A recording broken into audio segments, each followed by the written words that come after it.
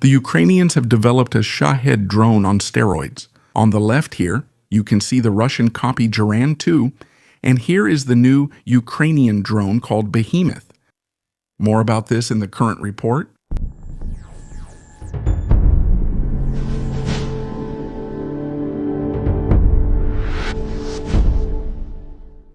May 23, 2026. We are in the 5th year and on day 89 since the start of the full-scale invasion. Welcome. I welcome you to the Situation Report. In today's report, we mainly see information from yesterday. That one was missed because I just didn't manage to do it.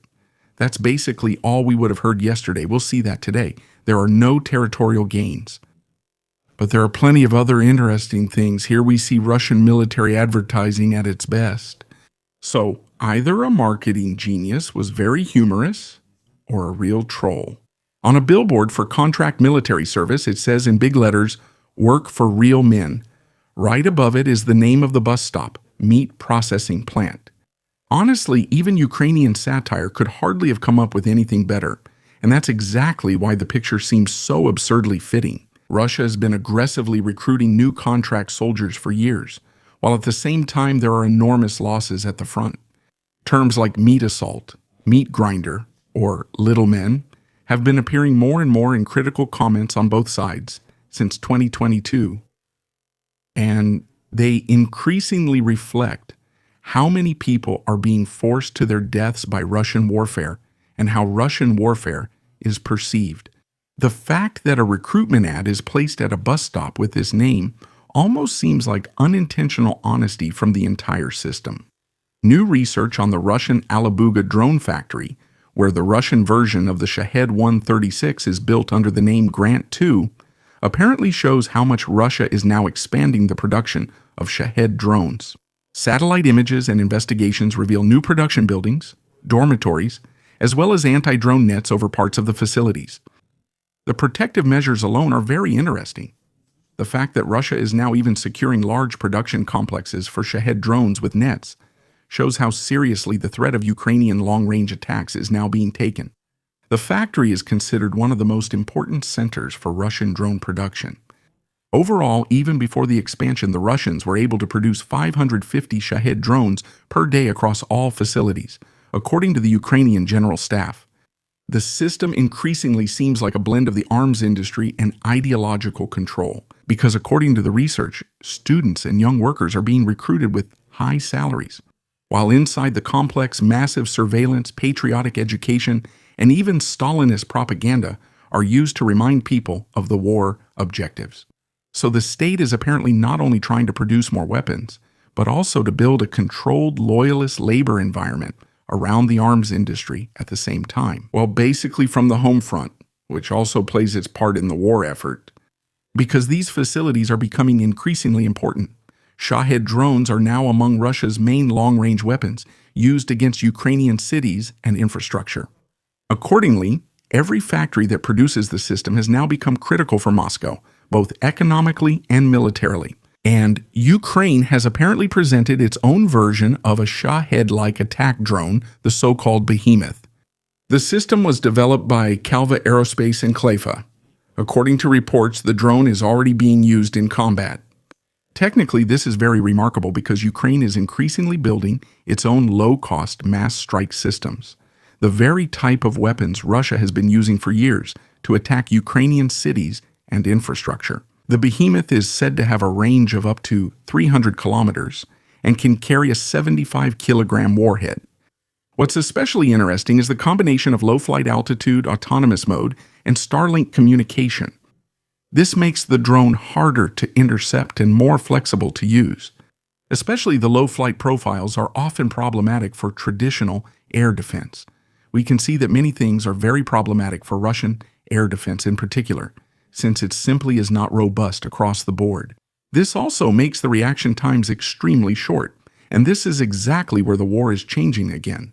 In the beginning, Ukraine was heavily dependent on improvised solutions or on Western supporters when it came to long-range and kamikaze drones. In the meantime, however, it seems that Ukraine is increasingly developing its own industrial drone production, because by now, we see every type of drone being mass-produced in Ukraine. The fact that at the same time the United Kingdom is announcing their largest drone package to date and presenting a new joint production role with European partners also shows how much Ukraine is now preparing for a long-term technological war of attrition. Meanwhile, the Ukrainians are showing on a calendar which refineries were attacked when and where. They also announced that people should stay tuned as they are not finished yet. That doesn't necessarily mean there will be attacks, but at the same time, it shows that the Russians are now left in complete uncertainty about which target will be attacked next. Novorossiysk on the Black Sea is apparently once again under a major Ukrainian drone attack. Russian air defense is actively operating over the city while smoke is already rising in the port area. One of the main targets is said to have been the fuel and oil terminal in the city, which we can also confirm later through firms. Novorossiysk in particular is extremely important strategically. The port is one of the central Russian transshipment and supply hubs on the Black Sea. Not only do civilian oil and fuel exports converge there, but also military logistics and parts of the supply for the Black Sea Fleet. Novorossiysk is over 300 kilometers from the front line. The fact that Ukrainian drones are now regularly reaching even such areas shows how much their range and operational depth have developed. Here comes another problem for Russia because after the attacks on Sevastopol, the Black Sea Fleet has already moved parts of its active units to Novorossiysk because the port was considered, well, safe. If drones now start appearing there regularly as well, Russia is increasingly losing protected retreat areas along the Black Sea coast, and there aren't many left. In Sevastopol, in occupied Crimea, fuel purchase restrictions have now been introduced. Apparently, only 20 liters may be sold per person, and diesel vouchers are also appearing. The authorities officially speak of logistical difficulties here and are trying to avoid panic at the same time.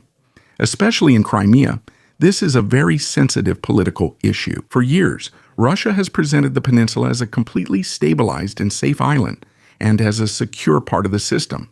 If fuel suddenly has to be rationed there again, it shows how much the supply situation has come under pressure, and the reasons for this apparently lie elsewhere. Repeated Ukrainian attacks on refineries, oil depots, and transport infrastructure are increasingly hitting exactly the targets that supply Crimea. At the same time, the peninsula is a logistical dead end.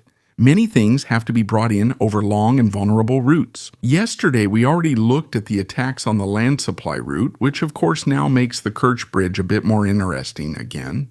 It now appears to be confirmed that during yesterday's attack on the Russian Caspian flotilla, a missile ship of the Karakurt class was indeed hit. The target was also the Tucha, a ship of Project 22-800, which was only added to the fleet in 2024 and was equipped with Kalibr and Onyx cruise missiles. What is particularly interesting is the type of hit. Satellite images suggest that a Ukrainian FP-1 or FP-2 drone struck directly at the bridge area. That's where the main systems for fire control, navigation, and cruise missile mission planning are on these ships. So, even if the ship isn't fully destroyed, Wenn das Schiff nicht vollständig zerstört wurde, its actual combat capability could have been massively reduced. A modern missile ship only functions as long as its sensors, target, assignment, and of course fire control remain intact. And with the news for today, even at noon this time, I want to thank all subscribers, channel members, and the Algo crew. A special thanks goes to Lieutenant Colonel Renneke, Silla, Dietrich, Freddy, and Meyerhofer. Subscribe, like, leave a comment, and I'll see you in the next update.